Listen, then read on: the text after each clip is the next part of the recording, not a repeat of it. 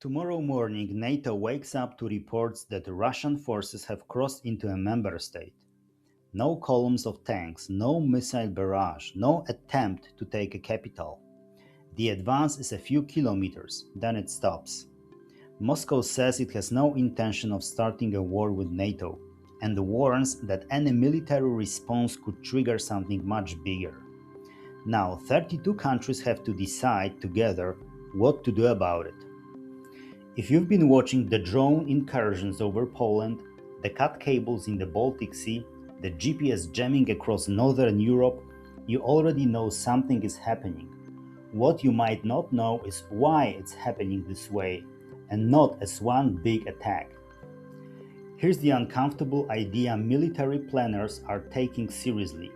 The most dangerous Russian move against NATO might not be a massive invasion. It might be something deliberately small, designed not to defeat the alliance but to find out what it will actually do when the pressure is real. By the end of this video, you'll understand exactly how a test like this would work, why Article 5 doesn't mean what most people think it means, and where in Europe this is most likely to happen. Stick around because the answer to that last one might surprise you. The test is already running. A Russian test of NATO wouldn't necessarily start with soldiers crossing a border, it may already be underway. For years, European governments have accused Russia of a different kind of pressure campaign. Cyber attacks, sabotage, GPS interference, disinformation, unidentified drones over military installations, pressure on undersea cables and energy infrastructure, deliberately hard to attribute. Here's why that's the smart play if you're Moscow. A tank column forces NATO into an immediate, obvious decision. A damaged undersea cable doesn't. A drone in Baltic airspace might not either. When responsibility is unclear, the political response gets a lot harder, and that ambiguity is the whole point. It lets Russia run an experiment. How fast does NATO react? Which country responds first? Does Washington and Europe agree? Does anyone impose real costs? And the key question, can Russia do it again without triggering a war? That's what makes the word test the right word. The goal isn't to win a war this week, it's to learn where the limits actually are. Every individual incident looks too small to matter on its own. Together, they're a pattern. Probe, watch the reaction, decide whether to go one step further. So the real question isn't whether Russia has attacked NATO. It hasn't. It's whether Moscow has been quietly mapping out how NATO behaves before deciding how far it can go. Why would Putin provoke an alliance this much stronger than Russia? On paper, this looks irrational. NATO has more economic resources, a far bigger combined military budget, and 3 nuclear powers in its ranks. If this were Russia versus all of NATO simultaneously, the answer is obvious: Russia loses. But that's not the scenario. Putin would never have to fight all of NATO at once, and that distinction is everything. NATO's strength isn't just hardware, it's whether 32 governments are willing to use that hardware together under pressure at the same moment. A country on Russia's border might see an incursion as existential. A country 1,000 kilometers away might see the same incident as a dangerous but containable flashpoint. Washington faces the biggest calculation of all, because responding with force doesn't just mean a regional crisis, it means risking direct confrontation between 2 nuclear powers. Putin doesn't need to convince anyone Russia is stronger. He just needs NATO members to start asking different questions. Should we respond militarily? Should we negotiate? Was Russia even responsible? What happens if we respond and Russia escalates again? What happens if we don't? That last question is the one that matters most, because deterrence only works if your opponent believes you'll actually follow through. If Russia ever concludes NATO's promise is politically weaker than it looks on paper, the alliance's massive military strength stops functioning as a deterrent at all. A full invasion unites NATO almost instantly, there's no ambiguity. A small, carefully controlled operation does the opposite. It creates arguments, hesitation, uncertainty. And Putin could be watching all of it happen in real time. Article 5 isn't a war button. Most people think Article 5 works like this. Russia attacks one NATO country, everyone else automatically declares war. That's not what it says. An armed attack on one member is treated as an attack on all of them, but every ally decides individually what action it considers necessary. There's no button. There's an obligation to assist, and the form that takes can vary enormously. NATO has invoked Article 5 exactly once in its 75-year history, after September the 11th. So picture two different scenarios. First, a Russian missile deliberately hits a military base inside a NATO country, no ambiguity about who fired it. That's an immediate, extraordinary crisis. Now picture the second scenario. A power station explodes. Investigators suspect Russia. Moscow denies it. A communications network goes down. Drones cross the border. Another piece of infrastructure is damaged. At what point does that cross the line into an armed attack? Who decides and how fast? This is the gray zone, and it's central to the whole Putin-NATO question. The real strength of Article 5 was never the words on the page. It's the belief that those words get enforced the moment it counts. If Moscow ever believes it can hit one member without triggering a unified response, the entire calculation changes. And that's the scenario NATO actually fears. Not tanks rolling toward Berlin, but a small controlled operation engineered to stop before the alliance can agree on what to call it. Where this actually happens, the map. So where would a test like this actually play out? Not one single country. Look at the whole eastern edge of Europe. NATO now runs almost continuously along Russia's western border. Estonia, Latvia, and Lithuania sit right beside Russia and Belarus. Finland added a long new NATO-Russia border in the north. Norway brings the alliance directly into the Arctic and North Atlantic. And the Baltic Sea has completely changed character. With Finland and Sweden both in NATO now, that sea is almost entirely surrounded by alliance territory, something that simply wasn't true a few years ago. But one strip of land still gets more attention than anywhere else: the Suwałki Corridor, the narrow stretch connecting Poland and Lithuania, squeezed between Russia's Kaliningrad exclave and Belarus. On a map it looks almost irrelevant. Strategically it's the opposite. If Russia could threaten this corridor during a broader conflict, it could complicate NATO's ability to reinforce the Baltic states by land at all. But here's what most coverage of this map gets wrong.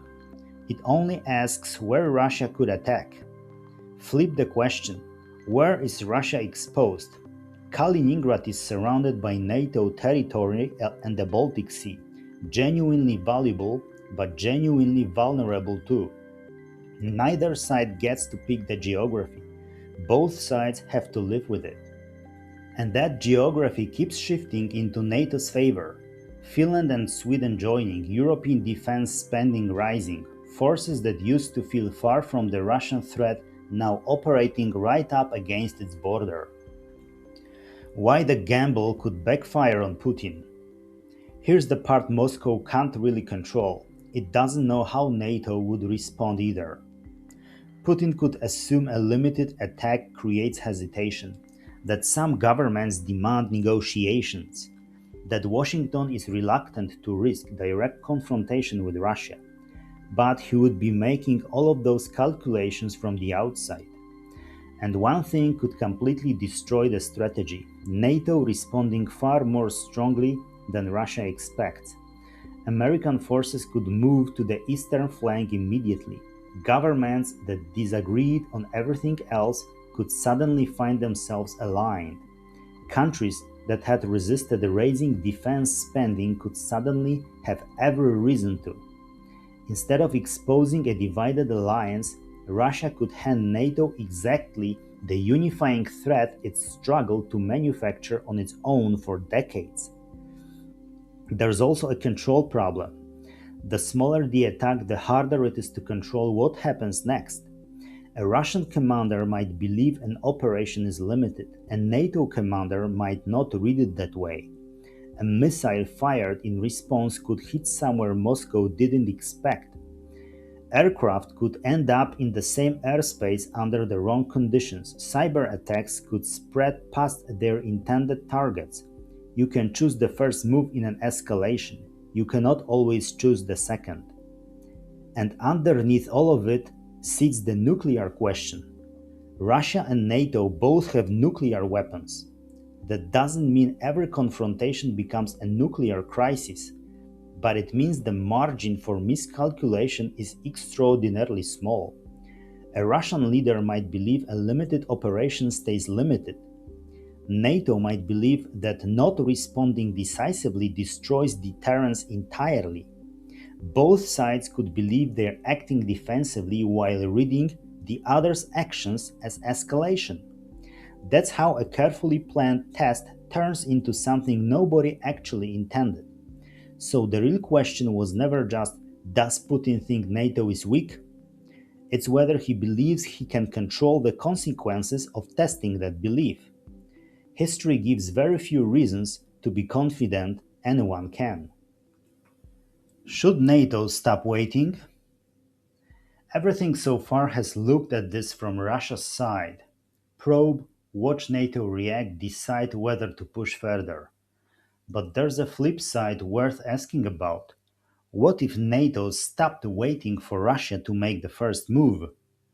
Not by starting a war, by changing the logic of deterrence itself. The traditional model is simple. If Russia attacks, NATO defends. But that leaves the initiative entirely with Moscow. Russia picks where to apply pressure and when to escalate, and NATO is stuck reacting. Some strategists argue that's no longer enough, and that NATO should create dilemmas for Russia before a crisis becomes a war. Strengthening exposed regions in advance, more surveillance, exercises that show exactly how fast NATO could reinforce an ally, better cyber and sabotage response, making it unmistakably clear that gray zone actions won't go unanswered just because they're gray.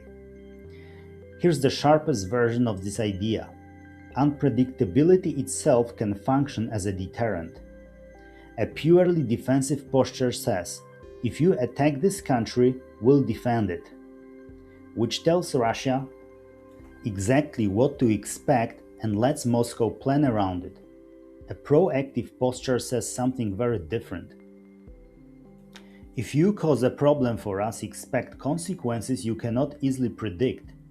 Russia wants to know where NATO's red lines actually are. NATO's answer could simply be, you don't get to know. If every probe gets a different response, if every attempt to exploit a weakness gets that exact weakness reinforced, if every attempt to split European governments produces tighter coordination instead, then Putin can't game out the test in advance, because there's no fixed pattern to game out. If he can't be certain whether a limited move produces a limited response or a massive one, the calculation gets much harder to run. But, and this matters, proactive deterrence carries its own risk. Handled badly, it starts to look like preparation for attack, and Moscow might respond to that. NATO responds again. Now, both sides believe they're acting defensively, while the other side believes it's under threat. Which is why the goal can't just be more aggressive. It has to be make aggression look unattractive. An offensive strategy looks for opportunities to attack. A proactive deterrence strategy looks for opportunities to prevent one. NATO's challenge is convincing Russia that testing the alliance will never produce the advantage Moscow is looking for. Because if Putin believes NATO only reacts after the first shot, he has an incentive to pick exactly when and where that first shot happens. If he believes NATO is already prepared and already unpredictable, the calculation changes before anything happens at all. The question Putin can never safely answer. So will Putin test NATO? Nobody knows. There are already signs of Russian activity below the threshold of open war, and a real debate inside Europe about whether the current response is strong enough to deter what comes next. None of that makes an attack inevitable. The entire purpose of deterrence is to make sure it never happens. And that's the paradox sitting underneath this whole confrontation. The strongest alliance in the world cannot actually prove its deterrence works without eventually being tested. And if it's tested, the consequences could be enormous. NATO isn't trying to win the first battle, it's trying to make sure the first battle never happens at all. Putin doesn't need to know Russia can defeat NATO. He only needs to believe NATO might hesitate. NATO doesn't need to convince him it could destroy Russia. It needs to convince him that attacking any member creates consequences he can't control or predict. If Moscow looks at everything happening right now and concludes that the alliance is divided, that Europe won't fight, that America will hesitate, and that a small enough attack stays small, the test could begin. If it concludes the opposite, that hitting one member brings the whole alliance down on Russia, the test may never be attempted at all. That's the real contest happening in Europe right now. Not tanks versus tanks, perception versus deterrence. Putin is trying to find NATO's limits. NATO is trying to make sure he never does. That's it for today. Thanks for watching and see you in the next video.